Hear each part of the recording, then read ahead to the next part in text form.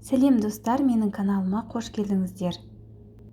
Осындай шоколадты рулетті бірге әзірлейік. Қажет құрамын төменге жазып қоямын. Ең алдымен сливкиге шоколадты салып, водяной ваннада не болмаса микроволновкада ертіп аламыз. Холодильникке салып қоямыз. Енді қамырын әзірлеп алайық. Ол үшін жұмыртқаны және де қантты салып, жақсылап көлемін ұлғайтқанша миксерлейміз.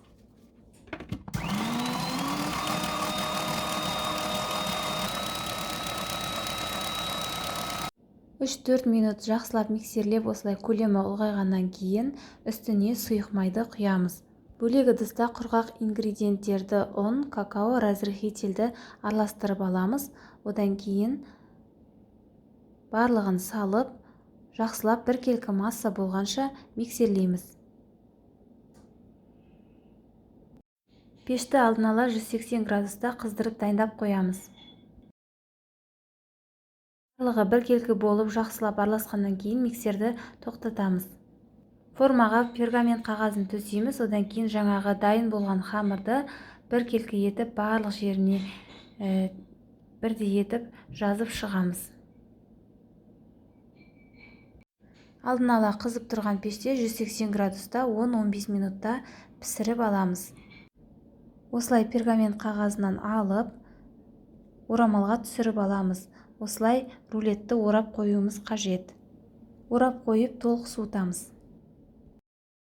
Сироп дайындаймыз. Ол үшін су және қантты отқа қоямыз, қайнатамыз. Кішкене лимонның соғын қосып жіберуге болады. Бір бұрқ етіп қайнағаннан кейін өшіреміз. Кремді дайындаймыз. Ол үшін сливкиді қоюлана бастағанша миксерлейміз. Егер де творожный сыр қосатын болсаңыз, онда крем жақсы формасын ұстап тұратындай болады. Онда сливкимен бірге творожный сырды қосып миксерлейміз. Осылай қоюланып келе жатқанда қант ұнтағын салып, формасын жақсы ұстайтындай болғанша миксерлейміз. Жаңағы шоколад қосылған массаны жаңағы сливкиге қосып, тағы да миксерлейміз. Шоколад қосылған масса холодильникте жарты сағат 40 минут тұрғанда қоюлануы қажет. Менде кремообразный шоколад болғандықтан қоюланбады. Егер де темный шоколад қоссаңыз, қою болады. Бәрін араластырып, тағы да бір миксерлеп аламыз. Көп миксерлердің қажеті жоқ, өйткені сливки іріп кетеді. Толық суыған рулетті аламыз, үстіне сиропты құйып шығуымыз қажет. Егер де сироп құймасаңыз, құрғақ болады. Сондықтан сиропты міндетті түрде барлық жеріне жеткізіп құйып шығамыз.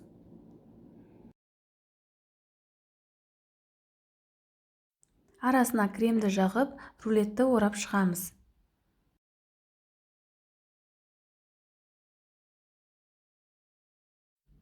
Әсемдеу үшін бетіне осылай шоколад жағып шығуға болады.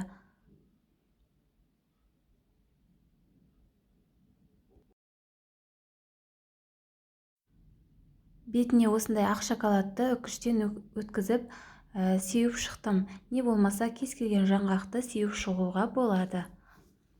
Осымен рулетіміз дайын. Толық сіңу үшін холодильникке 2-3 сағатқа қойып қоямыз. Одан кейін жей беруге болады. Менімен бірге болғандарыңызға рахмет. Қамыры және ортасындағы кремі шоколад болғандықтан рулет өте дәмді болып шықты. Сіздер де жасап көріңіздер. Ас болсын.